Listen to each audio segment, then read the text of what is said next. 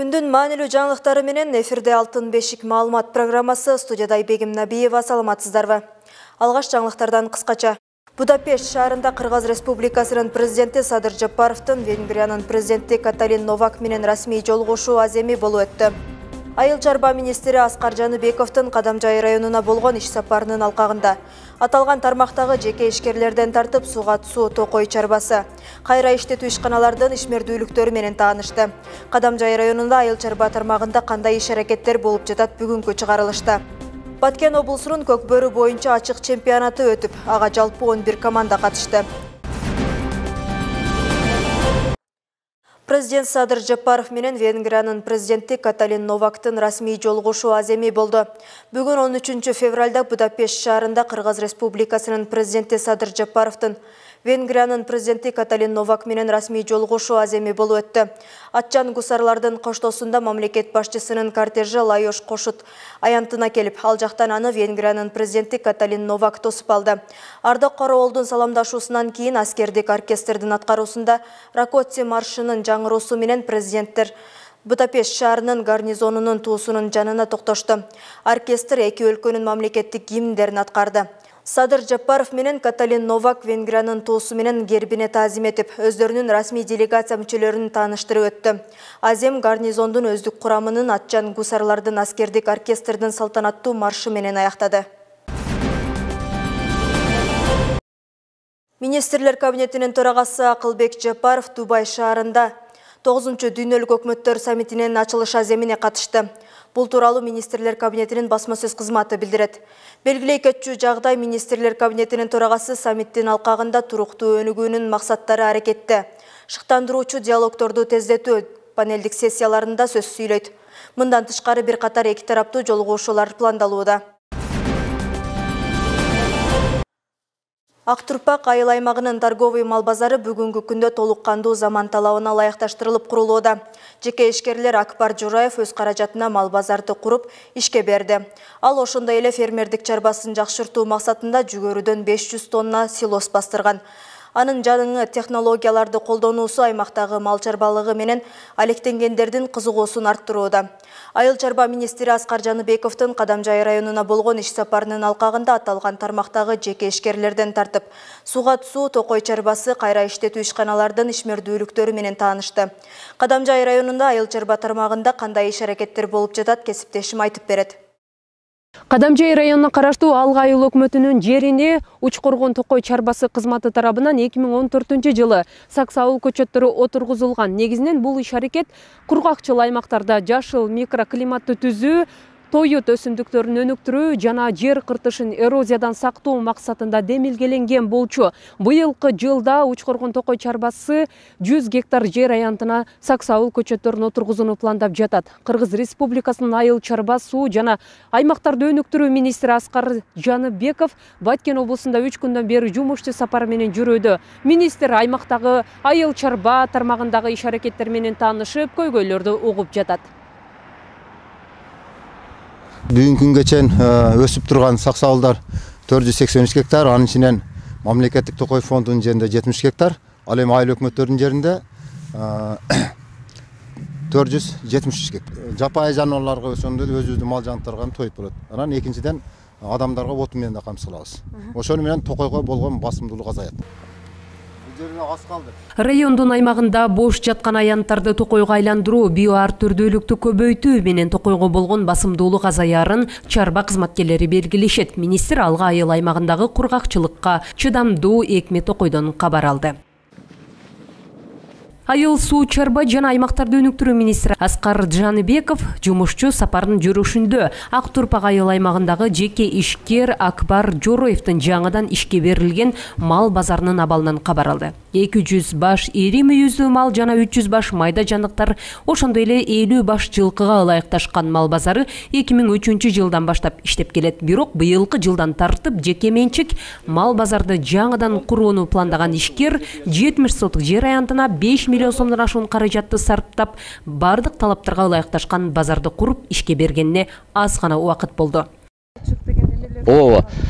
Ушул азыр турган жерибиз бул ылай болбойт. Бул 17 километрде ушундай шагыл бар экен. ошону алып келип төшөдүк. Бул жерде ылай жок. Анан мына көрүп атасыз жана темирлерди высотасына. Мына темирлер высотасы бийик байлагандай дейт. Булар дейт товарный вид болот дейт. Баасы жакшы болот дейт. Анан алган киши да алданбайт дейт да. Анан ошолордун бүт проекттерин опросун анан ушуларды жасап, Кудайга шүкүр, эми баарыны иреттеп азыр ушул мал базарды кылдык. Азыр бизде эми алдыбызда сервиске иштешибиз керек. Сервиске. Азыр жана сиздер түштүңүздөр го. Бул односторонний жол. Себеп любой базарга барганыңызда киргендин өзү кыйын базарларга. Чыккандын андан да кыйын. Ошону биз эсепке алып, сервиске иштеп, азыр односторонний любой убакытта жанагы мал базарга келгендер корпустан кирет, корпустан чыгып кетет. Пробка деген жок бизде. Белгилей кетсек, өкмөт башчы Акылбек Жапаров өлкө аймагындагы мал базарларында жарандар үчүн жөнөкөй шарттардын жоктугун буга чейин сындап, иретке келтирилишин айткан болчу. Бул максатта облустун аймагындагы бир нече мал базарларынын абалы учурда каралып, жабууга тийиштүүлөрү жабылып, кээ бирлери капиталдык оңдоодон өткөрүлүп, же болбосо жаңы мал базарлары ачылууда. Ал эми аталган мал базар мурдагыдан 5 эсе чоңойтулган дейт ишкер. Азыр мына бул жакта даже фонддун жерине кирбейт, жерлер бар. Ушул жерден 3 гектар жер керек, пока мүмкүнчүлүк бар. Только стоянка. А бuyakta расширение кылып, гелосауд алабыз, проблема жок. Муну расширение кылабыз. Керек болсо бул жерде 1,5 гектар мал базарын кылабыз, Кудай буйрса. А бул жерде стоянканы ушул чечиш керек. Чечсе бизге жол ачат. Анан казынага канча деген миллион акча түшөт. Жеке ишкер учурда сүт багытындагы мал чарбачылыгын өнүктүрүүнү колго алган. Жорой фермердик чарбасын түзүп, галыштын жана алатоо ири мүйүздүү малдарын көбөйтүүдө. Былтыркы жылы фермер жүгөрүдөн жаңы технологиянын негизинде 500 тонна силос бастырып, аны алдыда аймактардагы дыйкан фермерлерге жайылтууну көздөп турат. Булар баягы курук качек болуп, сүттү жакшылап где-то бир 8 литрге түшүп калган да. Азыр болсо 16 литрге чыкты. Бүгүн болсо буларга жанагы силос, бул Япониянын ыкмасы. Ушул ыкманы биз былтыр күздө ушул бир арендага жерди алып, жүгөрү эгип, силосу бастап ушуну жедирип, азыр 16 литрге чыкты. Ушул ыкманы азыр элге биз таратабыз. Соңку учурда облустун аймагындагы дыйкан фермерлер эт жана сүт багытындагы мал чарбачылыгын өздөштүрүүгө кызыктар болууда. Алардын бири Ак Турпак айыл аймагындагы Өрүкзар айылында Роналдо фермердик чарбасынын уюштуруу иштери менен таанышты. Тукум статус керек. Ошол статусга жазылып, тукум статус алышыңыз үчүн сизде ушул жерде мал болуш керек. Малыбыз азыр 24 баш ошол эме бар азыр. Анда сиз кайсы багытта иш алып барасыз? Бир породадагы асыл тукум мүйүздүү мал болуш керек сизде. Ал жанагы жобода жазылган 40 баштан кем эмес болуш керек. Багытта дыйкандарыбыз, фермерлерибиз иш алып барып атат бүгүнкү күндө. Мисалы үчүн мал бар, кой баласы бар, уй баласы бар, жылкы бар. Бирок алардын сапаты кандай? Сапаты абдан төмөн деп айтсак болот да. Ошондуктан биз ушул малдын продуктивдүүлүгүн көтөрүү максатында биздин Кыргызстандын фермерлеринин, дыйкан жашоочуларынын тапкан кирешесин көбөйтүү максатында 309-токтомду демилге келип кабыл алганбыз. Анын аркасы менен мына ушундай чарбаларды колдоп, анан ошол жердеги асыл тукум малдарды көбөйтүү менен катардагы дыйкандар жакын жерден ушундай мал сатып алууга шарт түзүп берели деп атабыз. Мына Баткен областында бул жагында абдан чоң кызыгуулар, аракеттер бар экен. Муздаткыч цехтин ишке кириши менен айыл аймактагы калктын кирешеси көбөйгөн. Анткени Орузбеков айыл аймагында жергиликтүү элдин 95% малина өстүрүү менен алектенет. Азыр бул жерде 75-80 тоннадай бар да. Азыр кайсы жака экспорт кылып атат бул сакталып? Бизге өзү эмеге кетип атат. Россияга, Казакстанга кетет да бизге. Основной эмес. Жергиликтүү ушул райондун ушул Орузбек аймагынан эле канча аласыздар сезонда? Эми сезонда биз алганда 10 тонна, 15 тонна, аябай көп чыккан мезгилдерде 20-25 тоннага чейин алабыз да. Муздаткыч цехтин ишке кириши менен айыл аймактагы калктын кирешеси көбөйгөн. Анткени Орузбеков айыл аймагында жергиликтүү элдин 95% малина өстүрүү менен алектенет. Бир нече жыл мурда малинанын базар баасы 50 сомго чейин сатылса, дыйкандар былтыркы жылда 200 сомдон жогору сатылды дешет. Биз дагы ушул малина боюнча, ушу жер боюнча, анан дыйкандарга кандай жеңилдиктер болот, анан ушу чет мамлекеттен Европанын көчөттөрү, сапаттуу көчөттөр келиш боюнча ушул жагынан бизге кичине дыйкандарга жардам көрсөтсө, эми биз баягындай тажрыйбабыз жетиштүү, Кудайга шүгүр. Ошого кичине бизге дыйкандарга жеңилдиктерди берсе, биз дагы ушу көбүрөөк малина кылып, ушул эмени колдосок деген.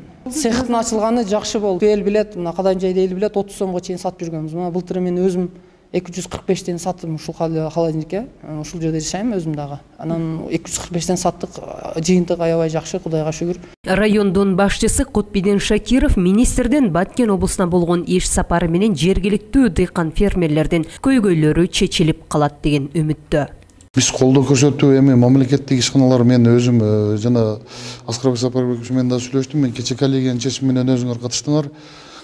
Биздеги өрөөнчүлүк чарбалар болобу, же болбосо ушундай мамлекеттик токой чарбалар болобу, бардыгы ушул жана прибыльга чыгарганга тапшырмаларды коюп атабыз. Себеби Айыл суу чарба жана аймактарды өнүктүрүү министри Кадамжай районунда 2 күн жумушчу сапар менен болду. Күндүн экинчи бөлүгүндө жергиликтүү дыйкан фермерлер менен жолугушуп, алардын көйгөйлөрүн укту. Министр жеңилдетилген нациялар улантыларын, өрөөнчүлүк чарбалардын ишин натыйжалуулугун жогорулатууга басым жасаларын айтып өттү. Өткөн жылы мамлекет ирригация тармагына чоң сумма жумшаган болчу. Буга министр жооп кылып, 19% дыйкандарга берилген суунун көлөмү көбөйтүлгөндүгүн жөө келтирди. Алтынай Шабидинова, Мирбек Кайымов, Алтын бешик жаңылыктары. Мамлекеттик салык кызматы 2023 жылдан тартып Кыргызстанда жалпы салыктык декларациялоонун биринчи этабы башталганын эскертет. Жыл сайын милдеттүү түрдө салык декларациясын тапшыргандардан тышкары быйылкы жылы салык төлөөчүлөрдүн жаңа категориялары да тапшыруусу зарыл.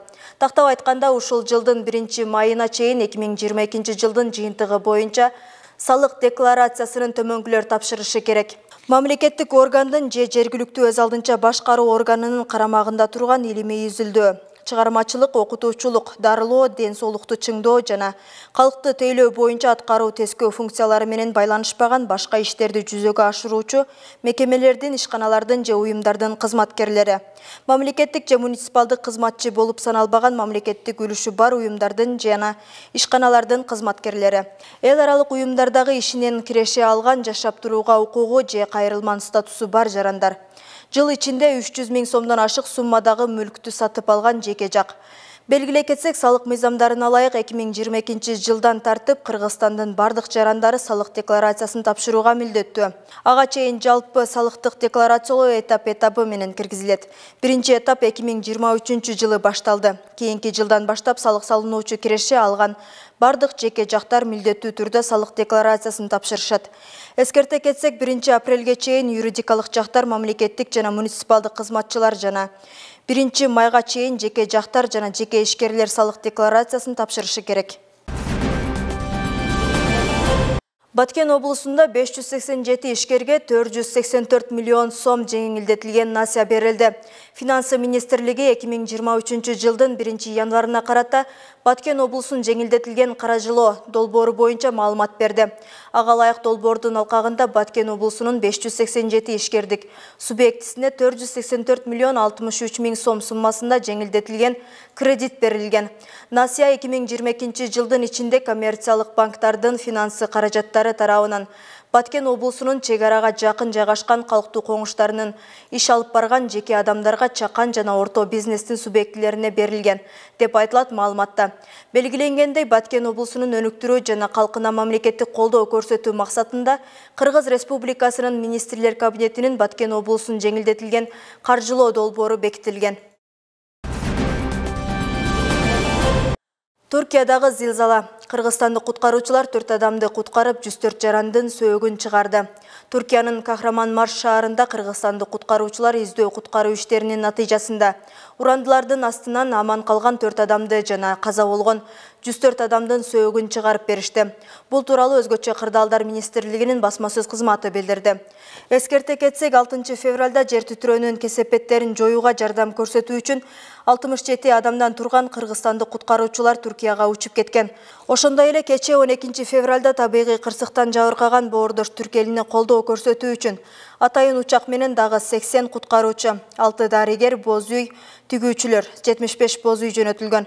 Бүгүн 13 февралда 80 куткаруучу Кахраманмарш шаарынан 15 мүнөттүк алыстыкта жайгашкан райондогу талкаланган урандылардын адамдарды издөө иштерин баштады.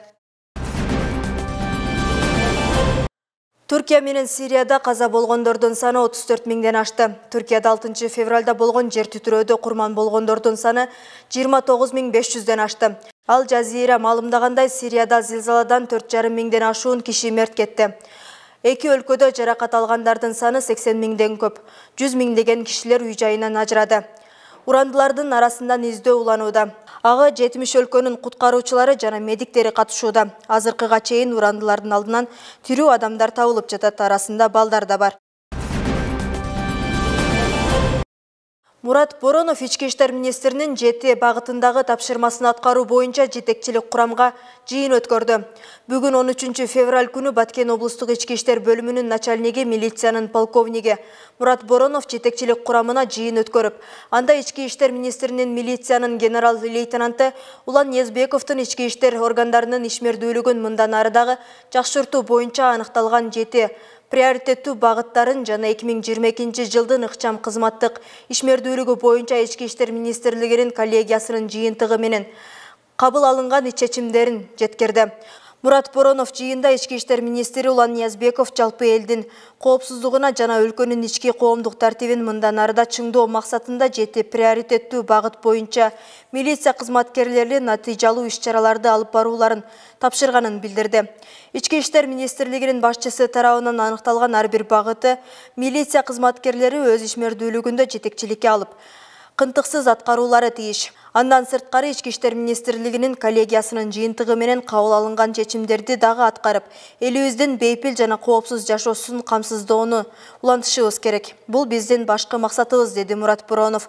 Ички иштер министри Улан Ниязбеков тарабынан аныкталган 7 приоритеттүү багыт боюнча белгилеп кетсек, анда элге заманбап үлгүдөгү сервистик тейлөө көрсөтүү, кылмыштын бетин ыкчам ачуу, кылмышты алдын алуу үчүн санарип ыкмаларды колдонуу, жарандардын арыздаттанууларын калыс жана ар тараптуу тергеп, мыйзам чегинде чечим кабыл алууга арналган таза тергөө программасын ишке киргизүү, жардам сурап кайрылган жарандарга жана милдеттерин аткарып жаткан кызматкерлерге ыңгайлуу шарттарды түзүү, милиция кызматкерлери мыйзамдуулукту жана кызматтык тартипти сактоолору боюнча чараларды көрүү, кызматтык милдеттерге абийирдүүлүгү менен мамиле кылган кадрларды даярдоо, бардык тиешелүү мамлекеттик органдардын, жергиликтүү бийлик өкүлдөрүнүн, жарандык коомдун коопсуздук маселеси менен алектенген бирикмелердин катышуусунда жаштар арасында, анын ичинде өспүрүмдөр арасында туруктуу негизде түшүндүрүү иш-чараларын жүргүзүп туруу боюнча так тапшырмалар коюлган. Кадамжай районуна караштуу Майдан айылындагы Исфайрам орто мектебинде маркум улук лейтенант Дыйканбай Жусуповдун ысымына аскерге чейинки даярдоо канасы ачылды. Демилгечи топ республикадагы мекенди коргоочулар уюмунун аракети менен ишке ашты. Анткени билим берүү мекемелеринде аскерге чейинки даярдык каналарын ачуу менен келечек муунду мекенчил болууга тарбиялаган иш-аракеттер кайрадан жанданууда. Дастанбек Дыйканбаев ички иштер органдарында 10 жылдан ашуун мезгилден бери эмгектенүүдө. Анын таятасы улук лейтенант Дыйканбай Жусупов да ички иштер органдарында 25 жылдан ашуун эмгектенип, элдин күн түн дебей тынчтыгын сактоодо кызмат өтөгөн. Дыйканбай Жусупов 1961 жылдан баштап Кызыл Кыя шаардык ички иштер бөлүмүндө эмгек жолун баштаган. Андан соң Алай райондук ички иштер бөлүмүндө 1976 жылдары Фрунзе райондагы Чабай, Майдан айылдарында элдин коопсуздугун коргоодогу милдетине өмүрүн ардаган. Таятам Жусупов Дыйканбай өзүнүн 25 жыл өмүрүн ушу милиция кызматында өтөп, көптөгөн жерде иштеген. Ошо Алай, Кадамжай районунда, Кызыл Кыяда көп жерде иштеп турган, кылмышкерлер менен күрөшүп, ар дайым эл кызматында болуп жүргөн. Мен кичинемден эле ошо тайтамдай болоюн деп, ошо тайтамдын эмгегин жолдойн деп милиция кызматына киргем жумуш.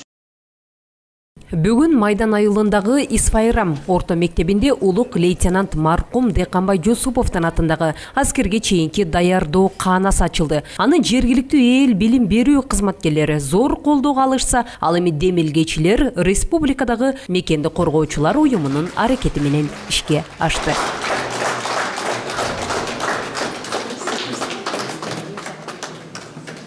Бүгүнкү биздин иш-чаранын максаты келечек муунду ошол мектеп жашыдан ачыды класс дейт, аскер жашына чейинки даярдоо каанасыны биз даярдап, ошол көбү азыр альтернатив болуп армияга барбай коюшуп атат аскерге.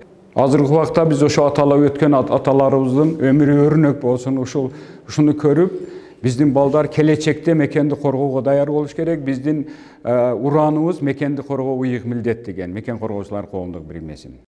Ички иштердин ардактуу эс алуудагы ардагери, Кыргыз Республикасынын Ички иштер министрлигинин ардактуу ардагери Урзалы Эргешев жетектеген республикадагы мекенди коргоочулар коомдук бирикмеси аймактарда аскерге чейинки даярдоо кааналарын ачууга баш оту менен киришип, ушуну менен 8-чи каананы ачууга жетишти. Коомдук бирикме жаштарга патриоттук тарбияны күчөтүү зарыл деп эсептейт.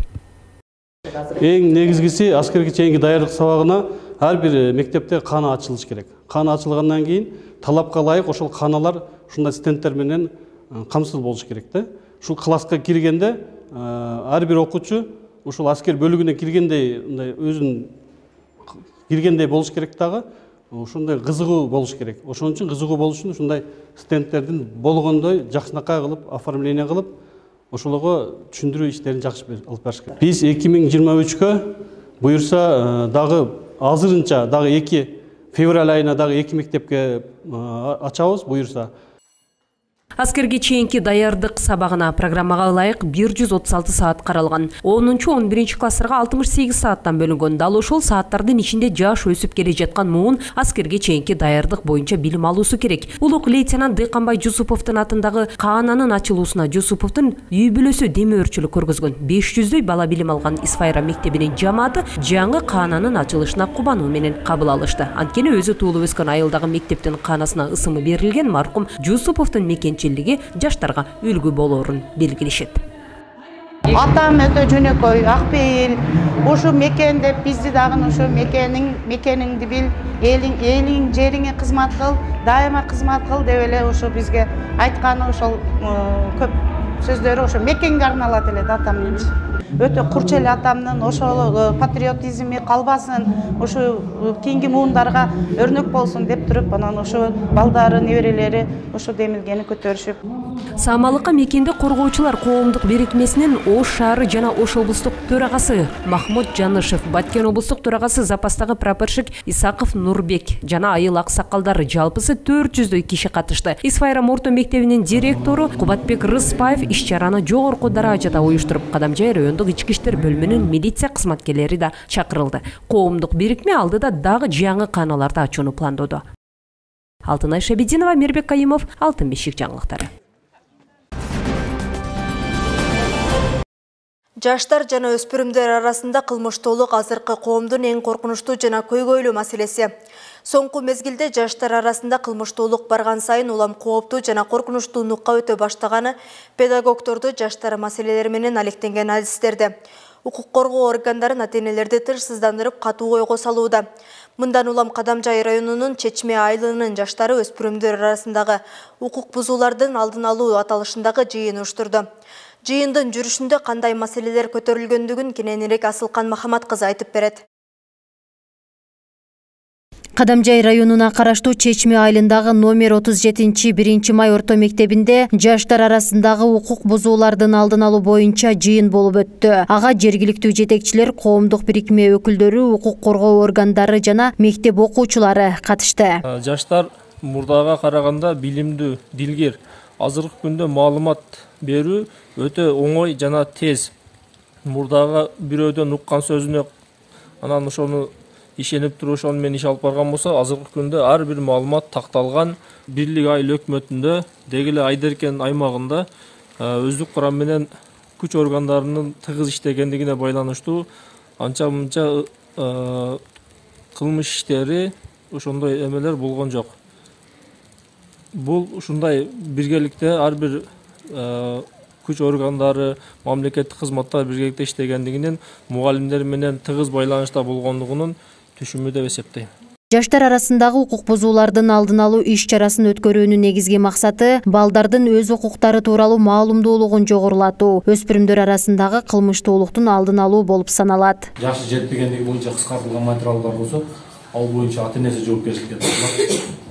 Ал өзүнүн укук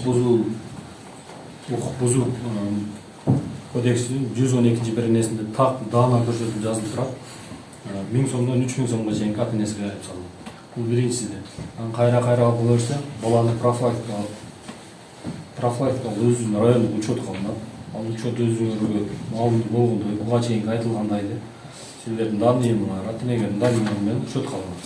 Жаш өспүрүмдөр арасындагы кылмыштуулуктун алдын алуу жана жаштарды коомдук иш-чараларга аралаштыруу максатында бир канча мамлекеттик жана эл аралык уюмдар тарабынан мектеп окуучулары үчүн ар кандай долбоорлор иштеп келүүдө. Айтсак, Чечме айылындагы номер 37 1 май орто мектебинин окуучулары жарандык жигердүүлүктү жогорулатуу боюнча Баткен облусунун жаш тынчтык куруучуларынын биргелешкен демилгелерин өнүктүрүүгө көмөктөшүү деген демилгенин алкагында жигердүү иш алып барышкан.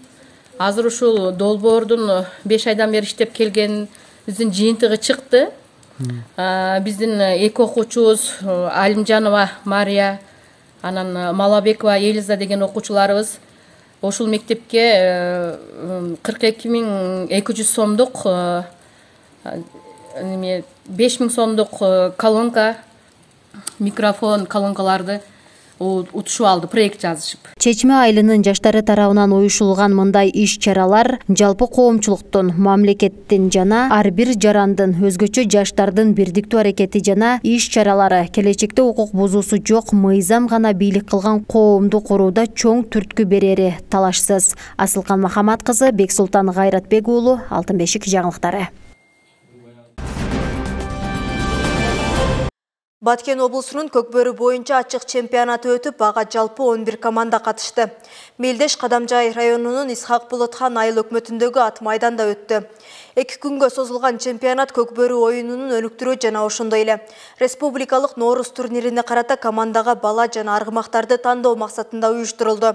Турнирдин байге фонду 100 000 сомду түзүп, мындан сырткары жеңүүчүлөргө кубок, медалдар тапшырылды. Кененирээк кийинки материалда.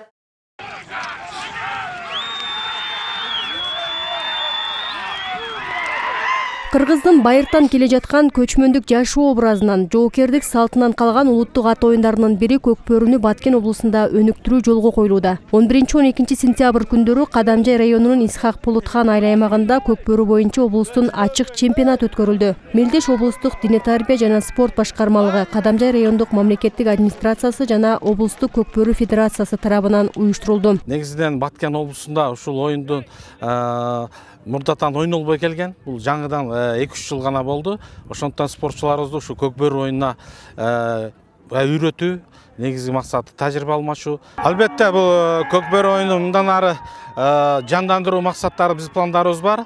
Мурда өткөрүлбөй келген себеби бизге атайын полиолар болгон эмес, аянтчаларчы. Былтыркы жылы өзүңүздөргө маалым болгондой республикалык деңгээлде ошол 9 майда, анан 21 март Ноорус байрамына карата 2 жолу республикасынын чемпионаты өттү Баткен жергесинде.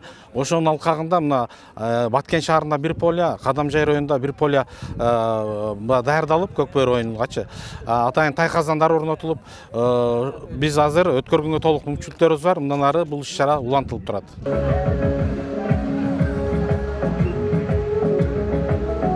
Аргымактардан алмашты.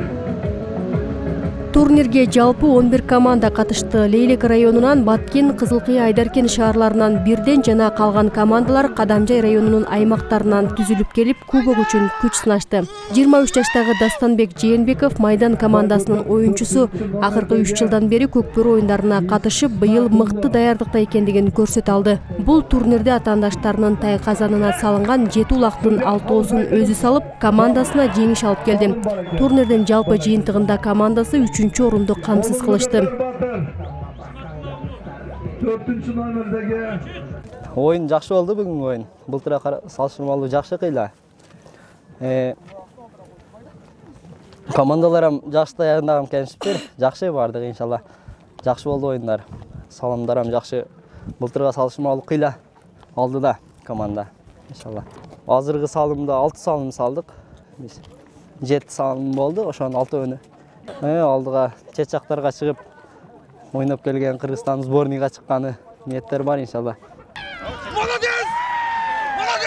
Бүйүр кызыткан оюн кызуу уланды. Облустун ар бурчунан келген көкбөрү күйөрмандары оюнчуларды шыктандырып, өз командаларын сүрөп турушту. Мен бирлик командасыга. Өзүбүз бирлик командада, бирлик айыл өкмөттөн болобуз. Белайын тургунумун. Үкам ойноп атат, атыбыз ойноп атат. Оюн кандай болду? Оюн өтө жакшы, өтө күчтүү. Жакшы оюн болду, тынч. Өтөн кырсыгы жок. Аман эсен ойношуп кетишим турат. Эми эки командага жакшы ийгиликтерди каалайм. Биримдикке дагы, бирликке дагы.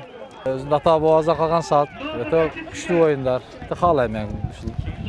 Өзүбүз бул оюнга өтө кызыгабыз. Кичинебизден бери. Азыр жакшы өлкөлөрүбүз ойноп атат. Кече Көтөрмө айылын утушту, Орозбек Окун айылын утушту биздин бирлик командасы.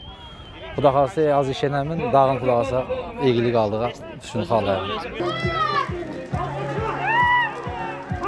Баткен облусунда көкбөрү оюнун өнүктүрүү максатында 2019-жылы облустук көкбөрү федерациясы түзүлгөн. Мына ошол жылдан бери федерация жергиликтүү бийлик өкүлдөрү облустук спорт комитети менен биргеликте жыл сайын турнирлерди уюштуруп келет. Соңку жылдары облусту атайын ипподромдор салынып, спортчулардын тажрыйбасы да артып келет. Биз айтканбыз башында ошо турнирден алгаганда балдарды тандап алабыз, ар бир команданын ичинен тандап алабыз деп. Бүгүн оюндун деңгээлин көрдүк. Балдар чындыгында аябай мээнет кылып жакшы даярданып келишиптир. Биз ойлойбуз ошол биз тандаган командалар буюрса республикада бар оюн көрсөтөт деп. Бүгүнкү байге фонду жалпысынан 100 000 сом коюлган. Ошо 100 000 сомду биз 3 орунга бөлүп беребиз. Анан облус спорт комитетинин атынан грамота, медаль жана башка биздин мондой местный демөөрчүлөр бар, эмелерден, банктардан, банк кызматкери, заправкалардан ошо баардыгы чогулуп атып эми уюшкандыкта, биргеликте ынтымакта ушул оюнду өткөрүп атабыз. Турнирдин жыйынтыгында 1-чи орунду Исфайрам, 2-чи орунду Бирлик, 3-чү орунду Майдан, 4-чү орунду Биримдик командалары камсыз кылышты. Мындан сырткары мыкты аргымак, мыкты оюнчу, мыкты коргоочу жана мыкты чабуулчулар аныкталды. Белгилей кетсек, турнирдин жыйынтыгы менен Нооруз турнирине карата командага бала жана аргымактар тандалат. Бүгүнкү оюн өтө жакшы, каттуу оюндар болду. Оюн тууралуу биз өтө курсан болдук. Мана палбан балдар менен айылыбызда ушундай даярдыктар менен келдик эде. Алла берди. Мана 1-чи местени алып кубанычта отурабыз. Мисалы мына азыр Нооруз оюндары болот экен. Алга дагы даярдыктарыбыз бар. Кудай кааласа Ноорузда дагы ийгиликтер менен кетишти. Настройго алып турабыз. Баткен областынын намысын коргогону барабыз, Кудай кааласа. Алыскы доордо көкбөрү оюнунун негизги багыты жоого даярданууга багытталган. Оюн учурунда аттар да, ат үстүндөгү эр жигиттер да чыйыр алып, эр жүрөктүүлүккө, топту жарып кирүүгө тарбияланат. Атаандаштар эки тарапка бөлүнүп, жакшы аттарга минишет. Бөлүнгөн жааттар бирдей санда оюнчуларды чыгарышат. Оюндун негизги максаты жерге ташталган улакты эңип алып, атаандаштарга тарттырбастан белгиленген марага алып келип таштоо. Көкбөрү оюну азыркы күндө Кыргызстан, Казакстан, Өзбекстан, Россия, Кытай, Монголия, Афганистан, Пакистан жана Туркияда ойнолуп жүрөт. Мингүл Көчөрова, Расул Акматов, Алтын бешик жаңылыктары.